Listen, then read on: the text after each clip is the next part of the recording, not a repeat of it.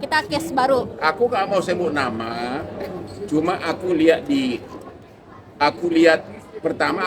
di medsos, saya adalah pemilik 2000 toko. Dalam hati gue bingung.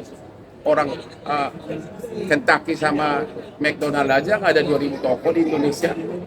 Kalau ada 2000 toko berarti di mana gitu loh. Makanya gue bingung. Makanya saya tantang, kalau memang kau pemilik 2000 toko, diumumkan ke seluruh Indonesia, ya udah deposito 500 M gampang dong. Tunjukkan sertifikatnya. Kita sama-sama menunjukkan. Saya bisa tunjukkan dalam hitungan detik, dalam hitungan 2 menit 500 M langsung. Karena ada di lemari gua. Ya, mau 1 triliun juga boleh. Dia kan berani, malah yang ditunjukkan ada lagi video kemarin 1 M dibawa begini, mau buka bisnis. Orang buka warteg juga nggak cukup itu. Ya kan? Why? Kenapa ada sebab seperti itu? Ya, ingat bahwa kegantengan laki-laki itu kalau sudah berjalan waktu akan basi. Saya udah nangani berbagai klien. Saya udah 43 tahun pengacara. Banyak nangani di mana waktu nikah bukan main. Satu ganteng, satu cantik. Dan ada 3 saya tebak. Waktu dia nikah aku datang. Begitu gua lihat tahu, nah lihat. Kalau enggak dalam hitungan tahun pasti pisah, benar. Mestinya kan yang aku pegang kasus terakhir, yang anggota DPR, F, ya, suami kedua, itu cowoknya, gila badannya keren banget. Kalau dia buka baju, lo langsung pengen. Apalagi lo, ini nih. Tapi dengan berjalannya waktu, minta pulsa sama istrinya, ya, minta Grab sama istrinya. Cewek mana yang nafsu lagi sama cowok udah begitu? Jadi kegantengan itu akan basi dengan berjalannya waktu kalau si cowok bokeh. Maka waktu itu si cowok itu karena tahu rasa cintanya terhadap si cewek sudah hilang. Sementara si cewek ini kan mau kampanye. Ya. Setiap mau kampanye si cewek ini, dia minta dulu dari Deni. Lu tahu nggak? Dari Deni. Minta gini, tunggu. Agar maksud dia agar nggak ada selera lagi main di luar gitu. Kayak cowok lah, botolnya dikosongin dulu sama istri sebelum cowoknya pergi. Nah, terakhir waktu mereka di suatu kota, cowok itu kan si cewek kan mau pergi kampanye, si cowok itu minta pagi-pagi gini, karena nggak mau sambil dipeluk begini sampai luka semua. Waktu itu kan aku yang pegang, dipenjarain si cowoknya. Jadi sekali lagi ada satu lagi, tapi tidak mau saya bilang nama deh ya. Intinya bahwa kegantengan itu akan hilang dengan sendirinya, akan basi kalau you bokeh. Ngomong-ngomong, gue lebih ganteng mana dari dia? Bang, tapi berarti Bilang aja, gue ganteng gara-gara ini, ya kan? Bang, berarti abang melakukan juga deposito kemarin dan 2000. Kalau orang udah punya deposit 500 miliar, nggak pamer dong 1 M. Itu uang receh. Itu uang receh bagi orang kaya. Dan nggak mungkin juga pakai jam KW ya bang ya? Emang jam KW ya? Ya. Juga ada jam Indikasinya. Gua nggak tahu deh sekarang. Lu tahu nggak? Ada 11 jam gua Rolex dikasih semua sama klien konglomerat, nggak gua pakai. Karena apa? Itu yang copot gua malas berbagi, simpan. Copot lagi simpan. Ya udah. Sekarang kan sudah ada jam di sini, ya udah. Lu amat gitu. Berarti nggak perlu pakai jam Nggak branding. pernah gua pakai jam. Apalagi Padahal jam jam KW. gua banyak. Tapi bang melihat, Malas perbaikinya.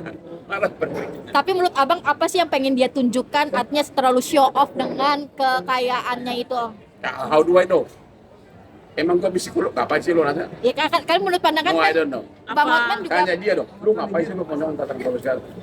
Apa dia sengaja menutupi kalau fakta kalau dia emang cowok mau kondo gitu bang? Dengan Lu udah tahu jawabannya lah. Gue apa sih? Gue nggak ngerti. Lu berani nggak ngomong gitu? Lu udah tahu jawabannya lah. Ya. Udah jelas tahu jawabannya. Basically, dia hanya punya sedikit itu aja deh. Ya, itu aja. Dia tidak kaya, itu aja. Ya, udah itu aja. Orang kaya tidak pernah pamer begitu. Ya. Dengan bang, artinya kan RO sendiri kan menggugat hak asuh ke PN itu. Dari menurut abang sendiri kacamata hukum, bisakah dengan apa yang dia ajukan itu ke PN?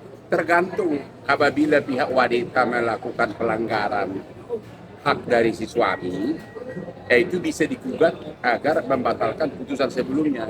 Misalnya, kalau dalam putusan pengadilan sebelumnya diberikan bahwa si suami berhak mengunjungi sekian kali seminggu, dia berhak, berarti ada pelanggaran kan, dia berhak gugat.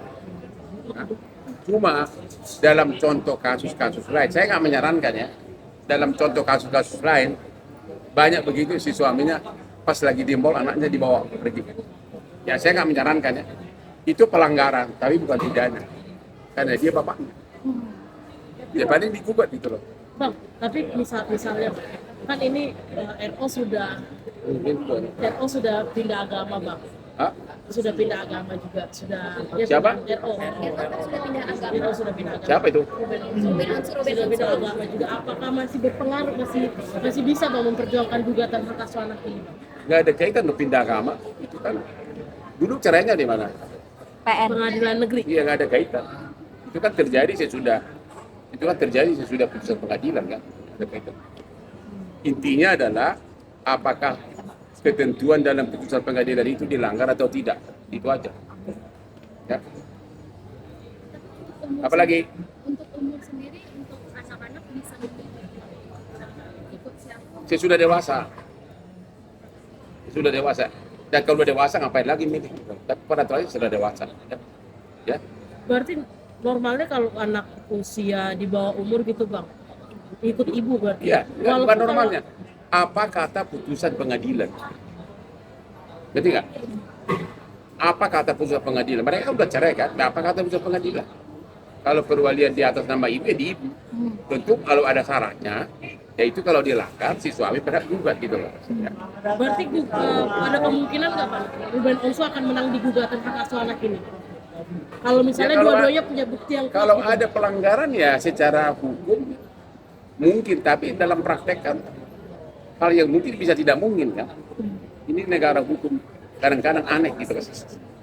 Pelanggarannya apa aja mungkin, Bang? Menantarkan anak. Udah gua terangin tadi. Poin-poinnya menantarkan. Misalnya di putusan pengadilan disebutkan perwalian atas nama ibu, tapi si suami berhak berkunjung. Misalnya 1 kali seminggu. Nah, itu kalau nggak dikasih berarti pelanggaran. Atau terbukti si ibu menelantarkan anak.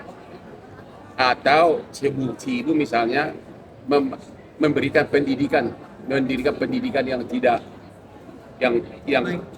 etis gitu loh. Misalnya sering-sering ada bukti cium-ciuman depan anak atau lebih parah lagi hal-hal itu contohnya.